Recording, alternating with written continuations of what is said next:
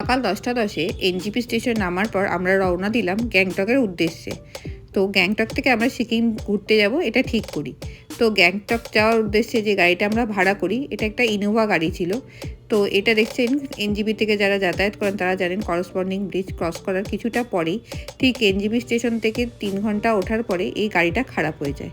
তো গাড়িটা অনেকক্ষণ ধরে সারানোর চেষ্টা করে, তারপরেও যখন দেখছে যে আধ ঘন্টা হয়ে গেছে, যখন গাড়িটা সারছে না তখনও তারা ওখানে দাঁড়িয়ে ওয়েট করতে থাকে। তো আমরা অনেক করে বলি যে আপনারা একটা গাড়ির ব্যবস্থা করুন বা কোনো গাড়িকে হাত দেখিয়ে দাঁড় করিয়ে দিন, কিন্তু না, ওরাও তখনও গাড়ির চেষ্টা করছে, এদিক থেকে ওদিক থেকে লোক ডাকছে, দেখছে যে গাড়িটা সারানো যায় কি না।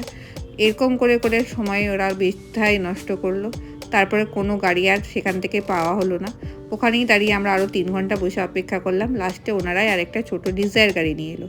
আমরা ভাড়া করেছিলাম ইনোভা, সেখান থেকে আমরা এখন ডিজায়ারে করে এগিয়ে চললাম গ্যাংটকের উদ্দেশ্যে। আমরা সারা রাত জার্নি করার পরে এই হ্যারাসমেন্টটা আমাদের সহ্য করতে হলো। কিচ্ছু করার নেই, একবার যদি পাহাড়ে কারোর গাড়ি খারাপ হয় তাকে আবার সেই শিলিগুড়ি থেকেই গাড়ি আসবে, তবেই তোমরা যেতে পারবে।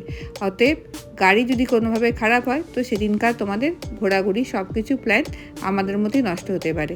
তো দেখতে থাকো যে আমরা পরপর কিভাবে ঘুরে সেই দিনগুলো ম্যানেজ করলাম।